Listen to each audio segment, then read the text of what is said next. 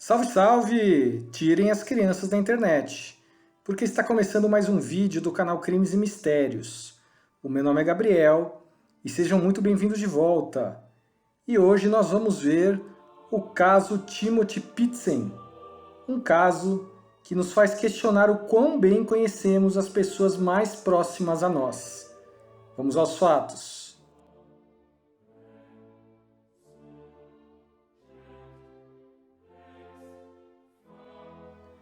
Timothy Pitzen nasceu em 18 de outubro de 2004, na cidade de Aurora, no estado norte-americano de Illinois.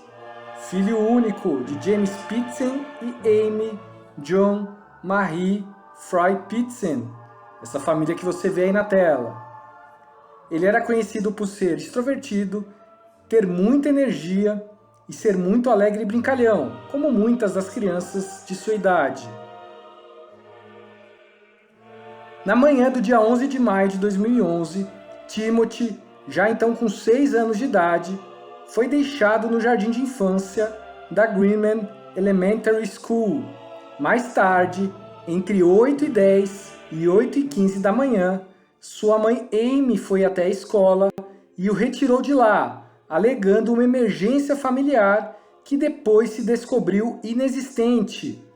Vamos ver esse momento em que a mãe foi buscar o filho, que foi captado em vídeo.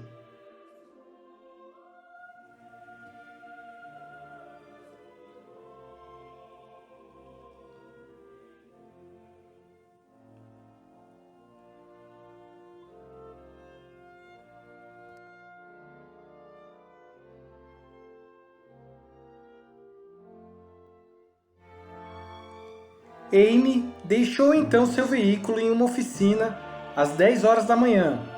Um funcionário dessa oficina levou Amy e seu filho ao zoológico de Brookfield. Depois de passearem, eles retornaram e Amy recuperou seu veículo por volta das 15 horas, quando então se deslocaram para o Key Lime Cove Resort, em Gurnee, onde passaram a noite. Mais tarde, James foi buscar seu filho na escola, quando o informaram que o menino havia sido levado pela mãe, por uma suposta emergência familiar. Sabendo da inexistência dessa emergência, James ficou desesperado e começou a ligar para seus parentes e amigos próximos, perguntando se alguém tinha notícias de sua esposa ou de seu filho. Um dia inteiro se passou, mas ele ainda não sabia nada sobre o paradeiro deles. Então ligou para a polícia, registrando o desaparecimento de ambos. Em 12 de maio de 2011, no dia seguinte, Amy, com seu filho, dirigiu até o Kalahari Resort em Wisconsin Dells, no estado do Wisconsin, onde permaneceram sabidamente até pelo menos às 10 horas da manhã no dia seguinte. Timothy não foi mais visto desde então. Um dia depois, em 13 de maio, entre meio-dia e 1h30 da tarde, Amy telefonou para vários membros da família, incluindo sua mãe e seu cunhado, dizendo-lhes que ela e Timothy estavam seguros e que não corriam nenhum tipo de perigo. Em uma das ligações, inclusive, foi possível ouvir o filho ao fundo, dizendo que estava com fome.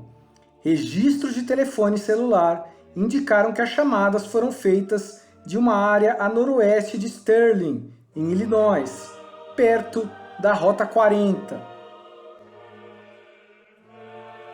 Às 19h25 daquele mesmo dia, Amy foi vista sozinha entrando em uma loja Family Dollar, em Winnebago, também no estado de Illinois, onde comprou uma caneta, papel para cartas e envelopes. Às 20 horas, ela foi avistada em uma loja de alimentos Sullivan, na mesma cidade, novamente desacompanhada. Às 23h15, ela se hospedou no Rockford Inn, na cidade de Rockford, Illinois. Vários desses momentos foram captados por câmeras de segurança.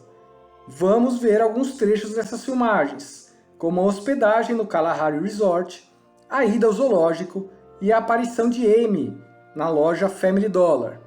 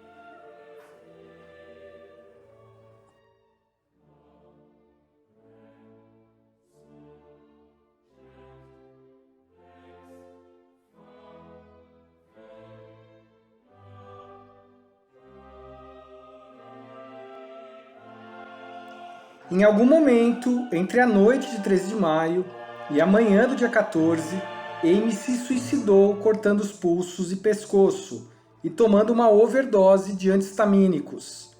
Ao meio-dia e meia do dia 14, seu corpo foi encontrado por uma empregada de hotel junto com uma nota de suicídio. Na nota, Amy se desculpou pela bagunça que havia criado e explicou que Timothy nunca seria encontrado, mas que estaria seguro com pessoas que cuidariam dele. Após informar James do macabro ocorrido, a polícia iniciou a investigação da cena do suicídio e também as buscas por Timothy. Foi confirmado que na faca que Amy usou para atirar a própria vida, havia somente o sangue dela. Entretanto, a polícia também encontrou uma quantidade considerada preocupante de manchas de sangue do menino no carro da família. Segundo alguns familiares, porém, as manchas provavelmente tinham sido causadas por uma hemorragia nasal que Timothy havia sofrido no carro no início daquele mês. O exame do veículo também revelou que ele havia circulado em algum momento em uma área gramada, possivelmente perto de um riacho. Também se constatou que o telefone celular de Amy não se encontrava no quarto do hotel ou no carro. Em 2013, 2 anos depois, ele finalmente foi localizado ao lado da Rota 78, ao norte da cidade de Mount Carroll, em Illinois. Mas a descoberta não trouxe nenhuma nova evidência. Após periciado, o aparelho não revelou nada que a polícia já não soubesse.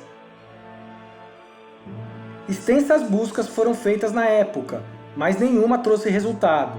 Até que, em 3 de abril de 2019, residentes de Newport, no estado do Kentucky, chamaram a polícia para relatar um adolescente vagando pelas ruas depois de cruzar uma ponte sobre o rio Ohio. Quando a polícia encontrou o menino abalado e perturbado, ele disse que era Timothy. O mesmo ainda relatou que fugiu de 2 sequestradores de, abre aspas, raça branca e com corpos musculosos, fecha aspas, e que um deles teria uma teia de aranha tatuada no pescoço e o outro uma cobra tatuada em um dos braços. No entanto, após um exame de DNA, o FBI comprovou que o rapaz não era Timothy. O suposto adolescente se tratava de Brian Mitchell Riney, já com 23 anos de idade. Brian disse que queria se afastar da própria família e desejava ter um pai como o de Timothy, pois se ele desaparecesse, seu pai continuaria bebendo. Ele tinha sido solto da instituição correcional de Belmont, em Ohio, menos de um mês antes de ser encontrado vagando, depois de cumprir cerca de 14 meses sob acusação de roubo e vandalismo no condado de Medina. O escritório de Louisville, do FBI, revelou via Twitter que o homem sob sua custódia não era Timothy. O porta-voz da polícia de Aurora, sargento Bill Raleigh, disse, abre aspas, embora estejamos desapontados por isso acabar sendo uma farsa, permanecemos diligentes em nossa busca por Timothy, pois o caso de nossa pessoa desaparecida continua sem solução, fecha aspas. Em 16 de dezembro de 2020, Riney foi condenado a 2 anos de prisão após se confessar culpado de acusações de roubo de identidade agravado. Uma questão fundamental não respondida é a razão pela qual Amy levou Timothy e se matou. Até hoje, esse ponto é um grande mistério. Era sabido que Amy sofria de depressão e passava longos tempos afastada da família, reclusa e sem contato com outras pessoas. E é certo também que essa condição influenciou em alguma medida suas ações. Também se sabe que Amy e James haviam brigado algumas vezes, mas geralmente eram desavenças comuns de casal, sem maiores repercussões. A grande exceção havia sido o momento em que James descobriu que Amy mantinha contato com seu ex-marido, por mensagens de texto e e-mails. James a confrontou e lhe deu um ultimato, intimando-a a escolher definitivamente entre seu ex-marido e ele. Ainda acrescentou que, caso Amy optasse por ficar com o antigo companheiro, ele brigaria pela guarda de Timothy e que, se ela discordasse, deveria buscar reverter a questão na justiça. A relação obviamente ficou abalada naquele momento, mas aparentemente Amy se afastou do ex-marido e o casal tocou a vida em frente. O confronto tinha acontecido alguns anos antes do desaparecimento de Timothy, de modo que é questionável que tenha alguma relação com os fatos. Nem James tem certeza quanto às razões que levaram Amy a fazer o que fez. Sua instabilidade emocional certamente influenciou, mas é provável que houvesse mais por trás. A própria Amy deixou entender, em uma das ligações que fez a familiares enquanto viajava com Timothy, que um assunto a incomodava, mas que ela não estava pronta ou disposta a abordá-lo naquele momento. Nenhuma outra pista foi encontrada no bilhete de suicídio, e provavelmente essa é uma pergunta para a qual nunca teremos resposta. Timothy Pietzen não foi localizado até os dias atuais, e não há nenhuma pista de seu paradeiro. Apesar disso, James afirma acreditar que seu filho ainda está vivo.